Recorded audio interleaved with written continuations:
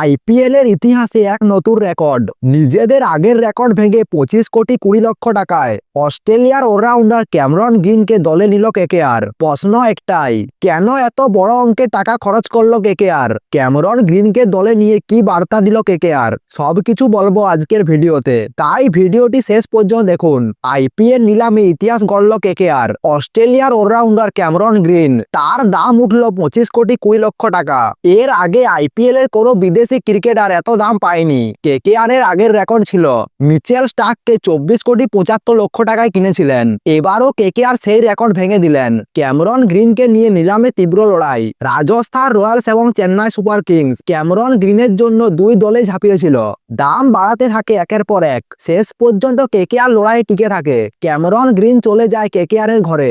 নিলামের পর গ্রিনকে নিয়ে নিজের অবস্থান স্পষ্ট করেন কেকেআর এর সিও। তিনি বলেন, গ্রিনকে পেয়ে আমরা খুশি। ও আমাদের পরিকল্পনার মধ্যেই ছিল।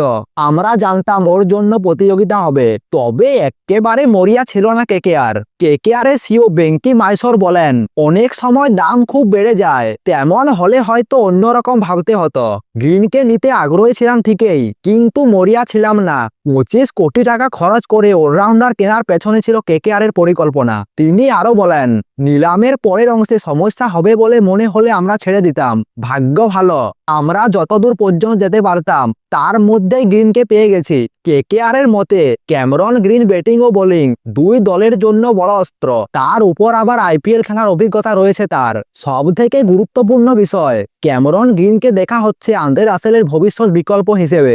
ইনজুরি এবং বয়স, রাসেলকে মাথায় রেখেই তরুণ অলরাউন্ডারকে কিনেছেন কেকেআর। কেকেআর এর সিও বলেন, ক্যামেরন গ্রিন আসায় আমাদের দল আরো শক্তিশালী হবে। বিশেষ করে আমাদের নতুন পাওয়ার কোচ আন্দ্রে রাসেল একজন তরুণ অলরাউন্ডারের সঙ্গে কাজ করার সুযোগ পাবেন। ক্যামেরন গ্রিন টপ অর্ডারে ব্যাটিং করতে পারেন, মিডল ওভারে বড় শট খেলতে পারেন। তিনি মিডিয়াম পেস বোলিংও করতে পারেন। আন্তর্জাতিক ক্রিকেট এবং আইপিএল খেলার অভিজ্ঞতা রয়েছে। সব মিলিয়ে এক প্যাকেজ প্লেয়ার, যাকে ঘিরে কেকেআর ভবিষ্যতের দল গড়তে চাইছে।